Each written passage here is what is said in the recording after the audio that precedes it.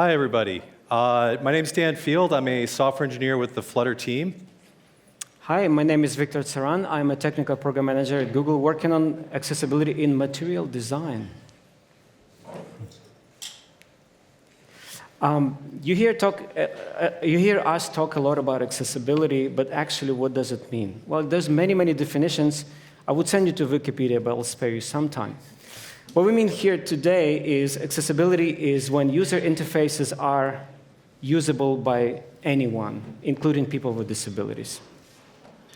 According to World Health Organization, there are about over 1 billion people with disabilities in the world. Some of the examples include, for example, people who are completely blind or have some vision, for example, like myself. And I still can do things with a computer. I can use my mobile phone. In fact, I do my job at Google thanks to technology. Also, people who are hard of hearing, they cannot hear anything or they can hear some. Also, people who have physical disabilities, they can't use their hands to type on a keyboard. Or actually, anyone. Some of you may have gotten into some what we call temporary disabilities, where you may have injured your arm or while doing skateboarding or whatever else you guys like doing. So these things do happen to all of us, and technology is here to save us in some ways. And we've been using technology since ancient times to improve the lives. For example, we invented the wheel, fire, typewriter, smartphone, and so on and so forth. And accessibility is a way to make technology work for everyone, including people with disabilities. Specifically for Flutter, why we're really so passionate about accessibility in Flutter is because Flutter is this cross-platform solution that reaches millions of users out there. And through implementing accessibility in a consistent and friendly way for different platforms, we can make it easier on developers as well as for users to ensure that they have a consistent experience no matter which platform they're on. Thanks, Victor. So how does accessibility work in Flutter? There's a few different areas to think about when you think about accessibility. It could be things like text contrast or screen readers, tap targets, the sizes of things that you want users to be able to interact with on your screen. At a basic level, real easy way to break this down is when we think of Flutter, I think we tend to think of the widgets that we create for our app. And up on the screen here, I have a screenshot of the Hello World Flutter app that you're probably familiar with if you've ever done a Flutter Create application starting out. Each of these widgets corresponds to some number of semantic tree nodes. So we have the widgets tree, and we also have a semantics tree. Up on the screen here, you can see that we have our header with the Flutter demo homepage, which will have a semantics node that will say Flutter demo homepage and is annotated as a header. In the middle of the screen, you have pushed the button this many times.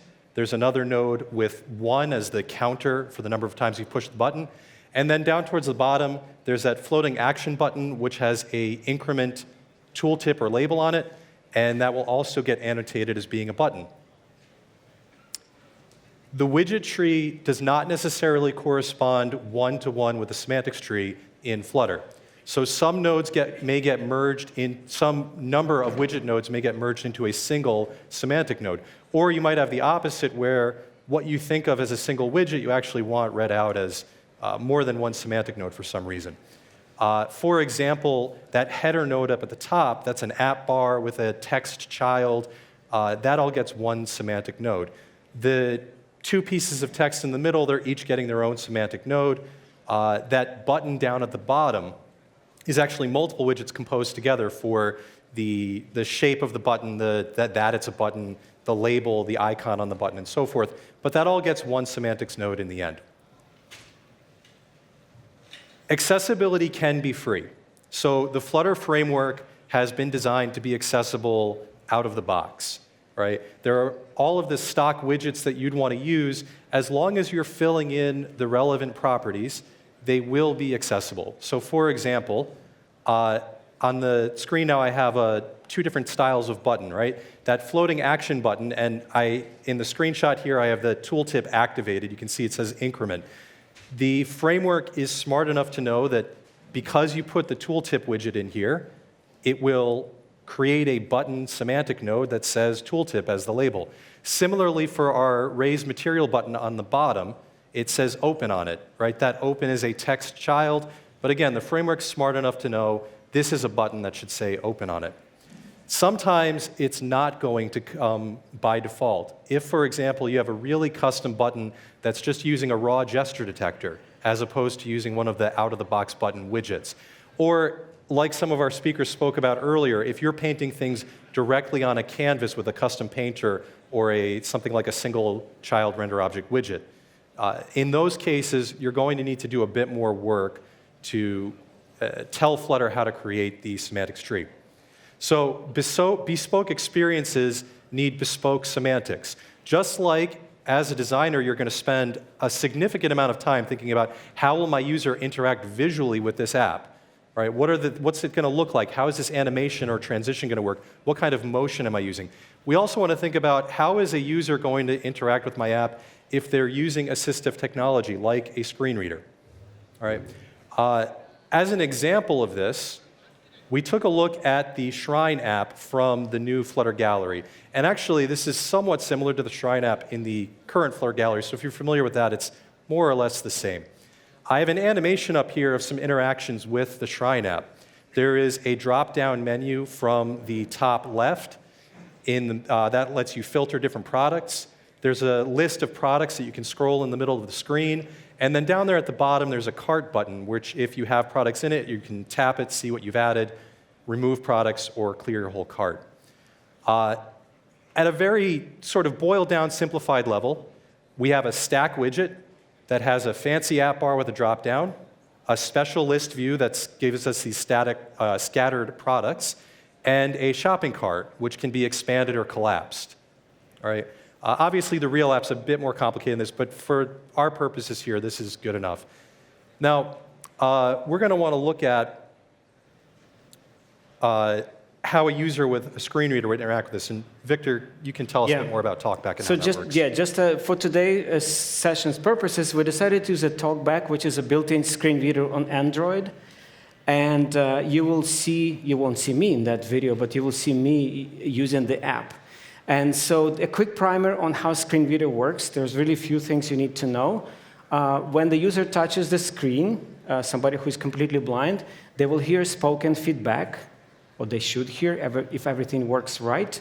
When you swipe right to go to the next element, you swipe left to go to the previous element, and if you want to activate the element of your choice or that interests you, you'd have to double tap. So why don't we watch a video of me trying to use in the Shrine app before any accessibility markup was applied. Great.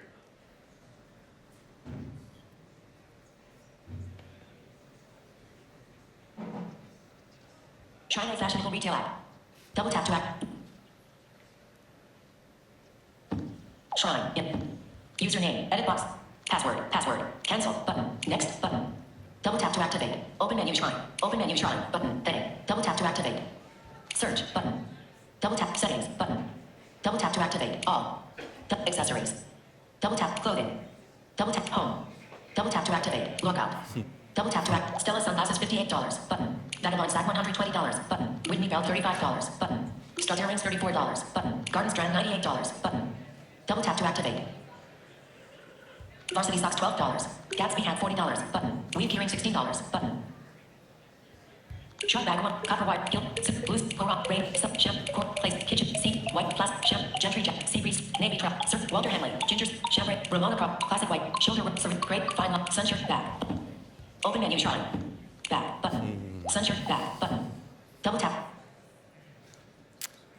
That was painful, right? Well, there are a few things that just happened. Well, actually, they didn't happen. Some of them did happen and some didn't. Well, the first thing you may have noticed is that when I was swiping between elements, I was actually going through some elements that I wasn't supposed to hear or see because they were actually invisible on the screen, and yet my screen reader was able to get to them. So that was not nice. The bigger issue was, well, the second big issue was that when I was going through the buttons, I wasn't exactly sure if I hit that button, if I double tap on it, what was supposed to happen, which visually you probably knew this clicking the button would actually add the item to the shopping cart. But that would be only part of the problem. The biggest issue was that I wasn't even able to get to the shopping cart. What's the purpose of this app, right? Really to get you buy things. And so then, and the team, take it from here. Sure. So what can we do about this? Some of these problems are widgets that had properties that could have been set, didn't have them. So for example, we had an image in there at one point, it went pretty quick, that really isn't relevant to someone using a screen reader. Images have a property called exclude from semantics. If they're purely there for just sort of visual flair and they have no real semantic meaning, we should just go ahead and exclude them. We can use semantics widgets to specially annotate widgets that are otherwise not quite getting the right thing. This can be used to control things like sort order, whether or not something's actually a button. If it is a button, what do we want TalkBack to say it does when you tap it? Right? Instead of just double tap to activate, could we make it say something better? Using merge semantics to pull certain nodes together that might have been separated. We didn't see an example of that in the video. Or using exclude semantics. All right, so a couple examples of what we went through and did to improve the screen reader experience. For that roll-down menu of the filtering products, and that's what you saw, the screen reader was jumping to invisible elements. There's actually two ways we could have approached this. So I'll first talk about what we actually end up doing here, but I'll mention another. We use an exclude semantics, right? A stack widget paints multiple widgets on top of each other. And you can, based on the state, you can control where those widgets are positioned and whether they're going to animate in or out and so forth. We want to actually just exclude the semantics based on whether or not a certain property is set to true. So it's very easy here to just add exclude semantics widgets to our tree. And this way, when the menu's not visible, it will not be part of the semantic tree, and it will not show up in the screen reader. Another strategy we could have taken here, and actually might have been a better one for this particular example, is to just exclude those widgets entirely from the tree in this case. Right? So only have that background widget there if we want to make the background part visible. But you could imagine cases where there's caching work being done there that you benefit from building it even before it's visible and so forth. And in that case, we still want to exclude the semantics so that the screen reader doesn't present a confusing or out-of-order experience. Another thing that we did is we realized that the cart, there were two problems with the cart. One, it wasn't reachable at all. It turned out that another member of the team, while working on the semantics for that back floating action button that you'll see again, they actually put the semantics node around something that ended up covering the cart, right? When they tested it for the back node, it looked like it was okay, but they'd never realized it ended up covering the cart. So that was one problem. Another problem was even after we got the cart uncovered so that it looked like it was visible in the semantics tree, it was down as the last thing. And you saw Victor had to scroll all the way through a large number of products, which could be sort of a deterrent to someone actually using the app going to check out. So for this, we used a sort order key. Right? In our stack here, we have two semantics nodes with a sort key. One with the ordinal sort key is 1, and then the second one that paints later and comes semantically later with a sort ordinal key of 0. This means when Flutter builds the semantics tree for this application, the shopping cart's going to come first, and you'll know easily how to get back and forth to the shopping cart. There are gestures in TalkBack that let you very quickly navigate to the first or last item on the screen. So with that, let's look at how our application changed after applying some of these fixes. Gallery. China fashionable retail app. Double tap to. Username. Edit button. Password. Cancel button. Next button. Open menu shrine. Shopping cart. No items button. Double tap to activate. Open menu shrine button. Edit. Search button. Settings button.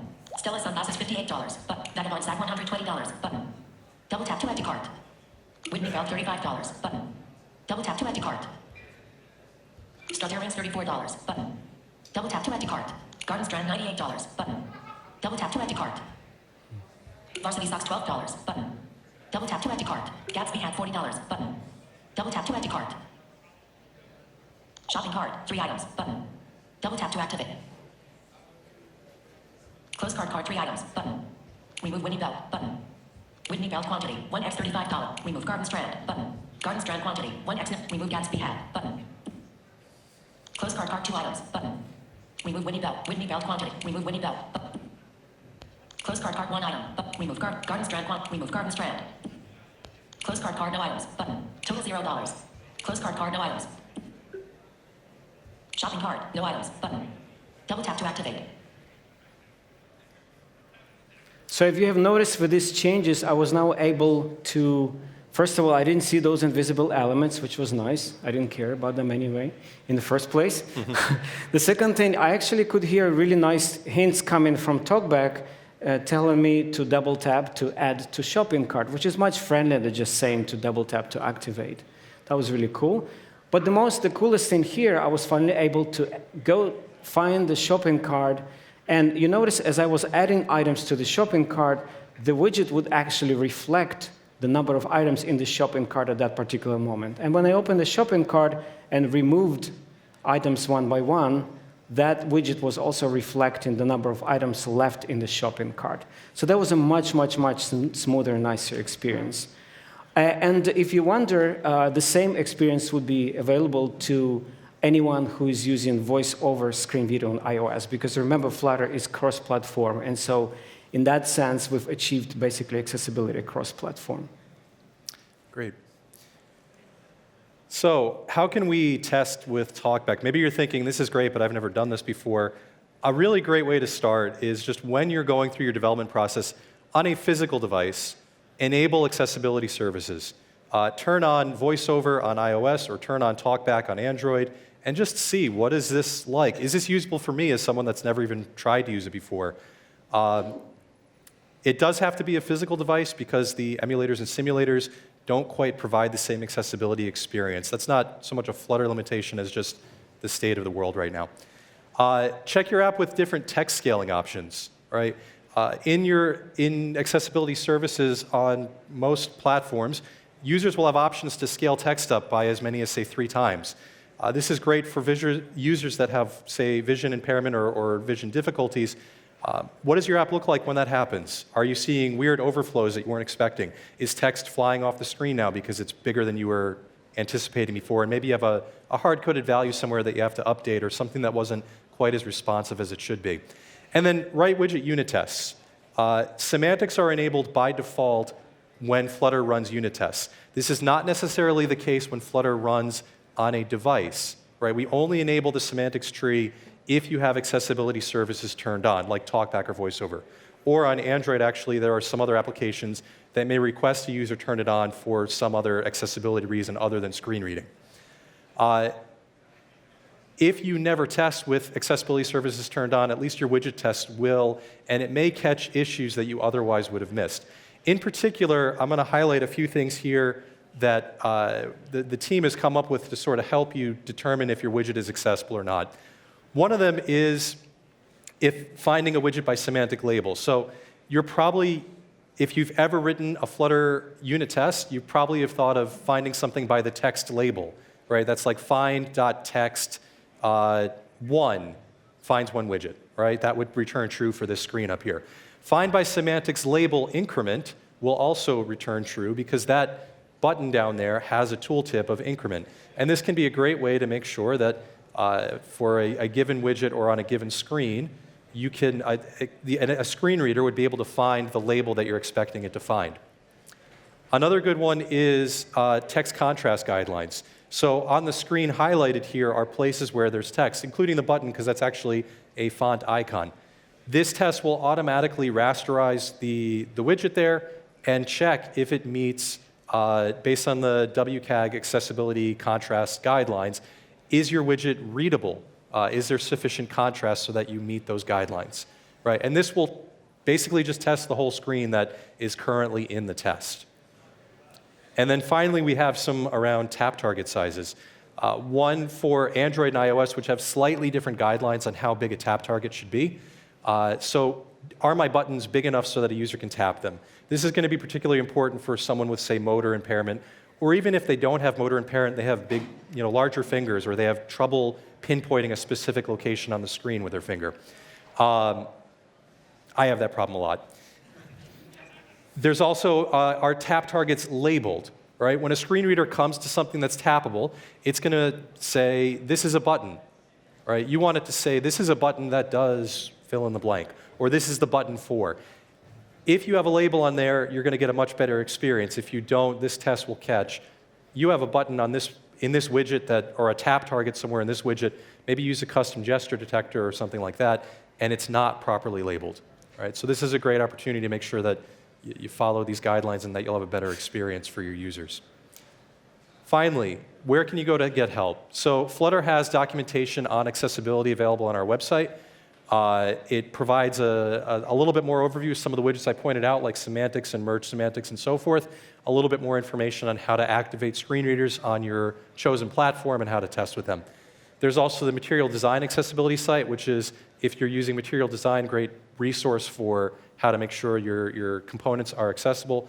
And then finally, each other. You know, we have a great community with Flutter, and we have some great community resources listed at flutter.dev/community, where we can turn to each other and look for help and advice, making sure we're designing not just for the visual, but also designing for all of our users and make sure we're reachable for everyone.